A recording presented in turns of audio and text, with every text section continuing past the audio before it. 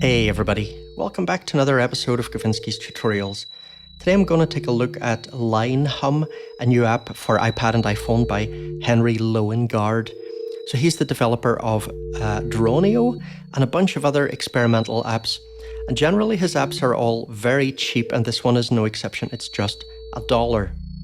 So it's basically a kind of lo-fi effect that can also be a kind of instrument, but it's very limited really when it's used as an instrument, and I'll talk about that later in the video.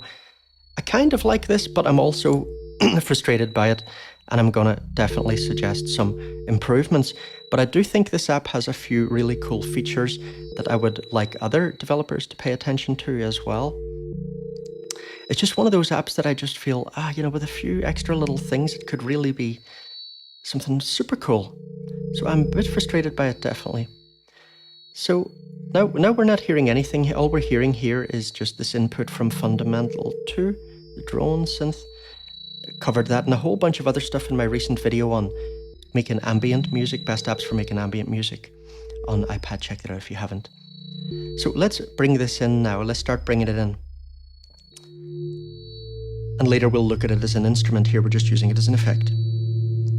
So here I can bring in this hum, and so now that's turned up to 100%, so we're just getting the hum. By the way, even when this is loaded in an effect slot, it still has MIDI input, so we can still play it like an instrument even if it's loaded in the effect slot. We don't have to put it in an instrument slot. Okay, now if we are sending input into it, we can also ring modulate that, right? And that will use the frequency set here. There are a bunch of controls here that I can use to do some things like basically various ways to change that frequency used for the ring modulation and the line hum. So that's nice, but if you're in the market for ring modulation effects, there are definitely other ring mod effects that are much more full-featured than this. It's not going to replace any of those, that is for sure. But nice that it has that added in. Now again, this ring mod slider will only work if you're putting audio into it. Otherwise, there's nothing to be ring modulated. It's not modulating the hum sound. So the hum sound, again, we can change it here. So this keyboard, I can tap here to just quickly change this to 60 Hertz. Tap here, it'll change to 50 Hertz. This is a number that you can set. By default, it's set to a middle C, whatever that is, 500 and something Hertz, I can't remember. I changed that for this because I wanted to set that as a pitch that I felt worked well on this. Unfortunately, after that, I realized that it doesn't have any way to reset to default, and I can't remember offhand what the frequency of middle C is, so I would have to look that up and put it in here again. This does some generate some random frequencies. I won't bother using that because there's no undo button, and I just kind of want to keep it as this. Well, I suppose it doesn't matter actually, because I've got that set up here, so that's the advantage of this button, right? So I can just immediately press this and get back to that, and then if I say want to double that, I just use these. Then here we can make it go flat or sharp, so just semitone increments. But you do get clicking, and this is where my kind of frustrations start, because it's very unclear to me how much you would really want to play this as an instrument because of this sort of clicking and stuff. And you can't just smoothly change the frequencies with like here, for example. This is just a button that opens up that keyboard. If I drag on that, it doesn't make any difference. I just don't know why there isn't, because you can do it with a pitch wheel. So I don't know why there's not something here, some sort of slider or something, or probably better a knob to dial in the frequency by ear. That's weird. I don't know why. Bothers me. Now, we've got another cool slider here, shape. Now again, we're not hearing the input here. We don't really need to. Let's just keep it as this.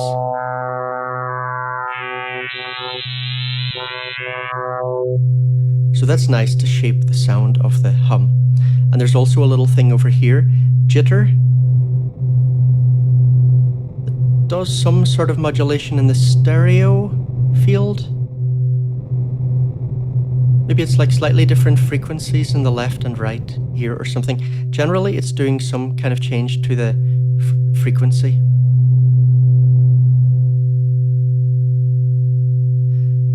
So if you see up here, it's set to use frequency. If I tap that, now we're on use MIDI.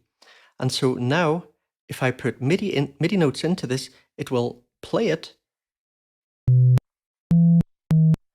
But again, you know, you get like a clicking sort of sound. It's okay if you're doing glitchy stuff, but for other things, I don't know how useful that would be. And it's monophonic. I mean, it's kind of cool for doing sort of like pipe-like sounds. But again, you got a lot of clicking and stuff. You know, how useful is that?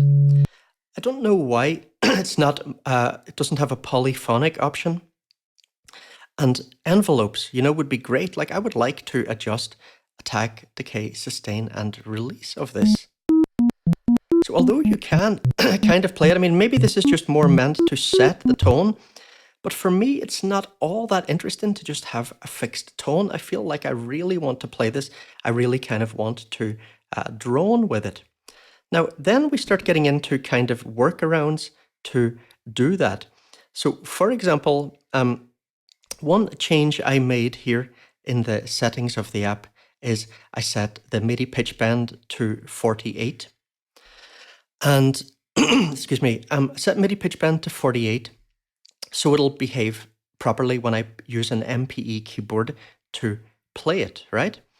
And so now I have this instance here, right, is being played by this instance of Salame, and this instance here on the second channel, that's being played by this second instance of Salame. So why I have to use two of these is exactly because, as I just said, it is monophonic. But now we basically have something that we can use as a kind of drone synth. So here we'll only have two voices, right? Because I've only got two of these.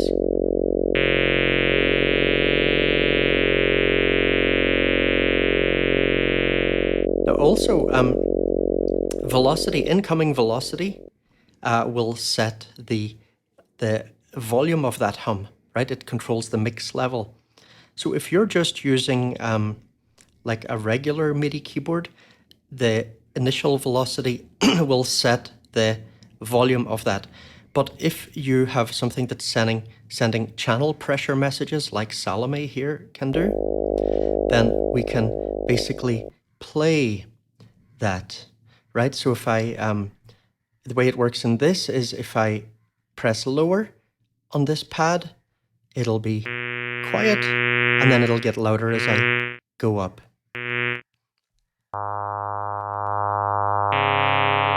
So, you know, with a few of these, we can kind of hack it into being a sort of drone synth.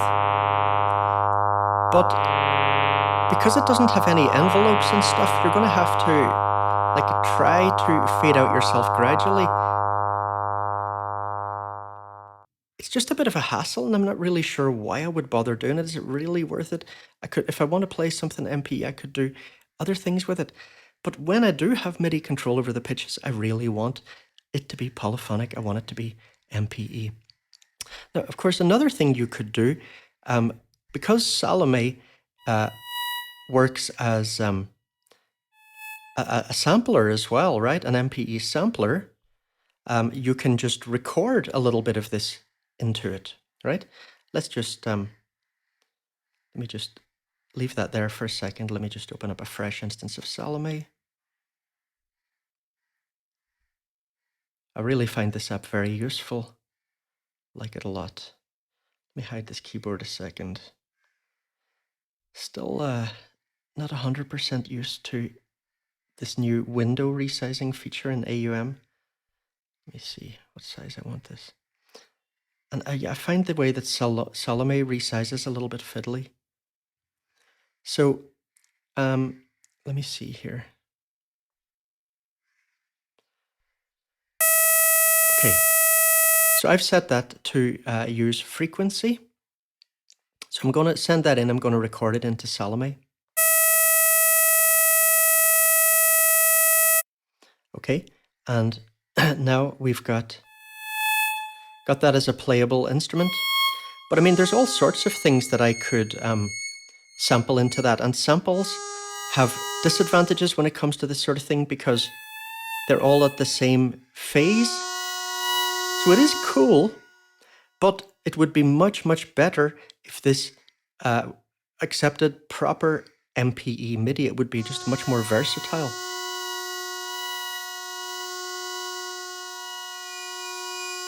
But at least now, like this, I can play that polyphonically.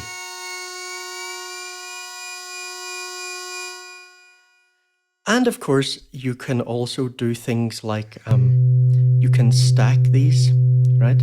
So let me just do this in a very easy way. I'm going to select that and I'm going to copy it in here and go to the second one and let me change the hum mix a little bit and let me just adjust the frequency a little bit,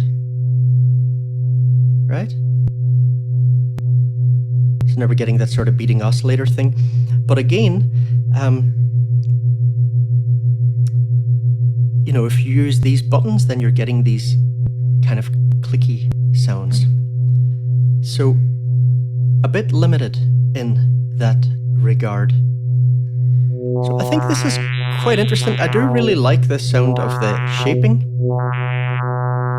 And when you're using the using input, and you got the ring modulator as well, and you know, it's pretty cool. It's pretty cool. It's just I can't escape the feeling that it could really be a lot cooler if it was polyphonic. Better yet, if it used MPE and if it had envelopes. And if we could get rid of any sort of clicking sounds when changing here. So it's good, but it could be better. It definitely could be better. Just a buck though. You know, I'm not going to be hard on it, but I just keep feeling when I'm using it like, damn, I really want MPE here. I hope you appreciate that I give very honest reviews on this channel, guys. If you do, smash the like. And if you have even just a few bucks to spend, please do, or to spare, please do take a look at the pinned comment of my videos. It has loads of different ways that you can support me. And I really, really rely on that support for just, you know, day-to-day living. This is not my only job, but I put a lot of time into it. And I can't really justify doing it just with YouTube ad revenue. It's almost nothing. So I absolutely 100% need you guys' support. Thank you so much to all of you who are supporting me, and I'll see you in the next video. Take care.